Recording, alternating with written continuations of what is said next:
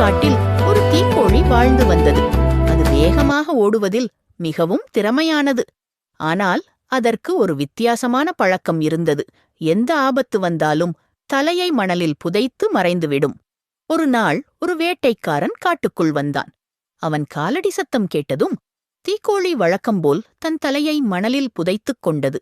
அப்போது தீக்கோழி மனதில், எனக்கு எந்த ஆபத்தும் வரவில்லை, நான் பாதுகாப்பாக இருக்கிறேன் என்று நினைத்துக் கொண்டது.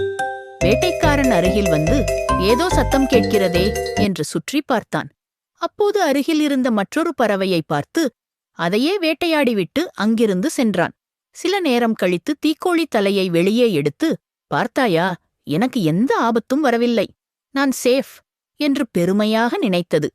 இதையெல்லாம் அருகில் இருந்த ஒரு சிறுத்தை கவனித்துக் கொண்டிருந்தது. ஒரு நாள் சிறுத்தை தீக்கோழியிடம் கேட்டது, நீ இவ்வளவு வேகமாக ஓட முடியும், ஆனால் ஏன் ஆபத்து வந்தால் தலையை மறைக்கிறாய்? தீக்கோழி சொன்னது, நான் பிரச்சனையை பார்க்காமல் இருந்தால் அது இல்லாதது போல இருக்கும் என்று நினைக்கிறேன். சிறுத்தை சிரித்து, பிரச்சனையை பார்க்காமல் இருப்பதால் அது மறைந்து விடாது. இன்று உன்னை ஆபத்து தவிர்த்தது அதிர்ஷ்டம், ஆனால் எல்லா நாளும் அதிர்ஷ்டம் காப்பாற்றாது என்றது. அன்று மாலை மீண்டும் வேட்டைக்காரர்கள் காட்டுக்குள் வந்தனர். சத்தம் கேட்டதும் தீக்கோழி பழக்கம்போல் தலையை மணலில் புதைக்க முயன்றது.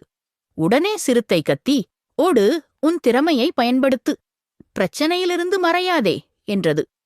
அப்போதுதான் தீக்கோழிக்கு உண்மை புரிந்தது. உடனே தலையை வெளியே எடுத்து தனது வேகத்தை பயன்படுத்தி வேகமாக ஓடி தப்பித்தது. அந்த நாளிலிருந்து தீக்கோழி எந்த பிரச்சனையும் வந்தாலும் அதை நேராக எதிர்கொள்ள கற்றுக்கொண்டது. நாமும் அப்படித்தான். சிறிய பிரச்சனைகளை பார்த்து பயந்து தவிர்த்து விடுவோம். ஆனால் ஒரு நாள் அதே பிரச்சனை பெரியதாகி நம்மை தாக்கும். அதனால் பிரச்சனைகளை தைரியமாக எதிர்கொள்ள கற்றுக்கொள்ள வேண்டும். நீதி: பிரச்சனையிலிருந்து மறைவது தீர்வு அல்ல, அதை தைரியமாக எதிர்கொள்வதே உண்மையான வெற்றி.